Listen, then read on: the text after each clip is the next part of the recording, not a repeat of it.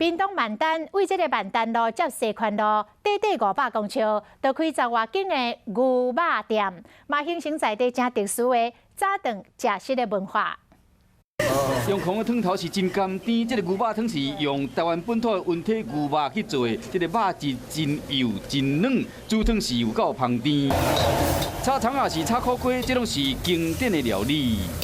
天气寒寒，食这烧汤的，心情也算有另外一种选择。这边的酱料就是姜汁、牛酱，然后跟辣椒酱。 屏东万丹的牛肉街短短几百公尺，有开10几间的牛肉店。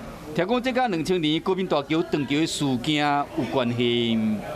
高屏大桥断了之后，那唯一的通路就只剩下我们当时的万大桥。那万大桥就是说，从屏东市从屏北要到万大桥，那万丹这个西环路就变成是一个必经之地。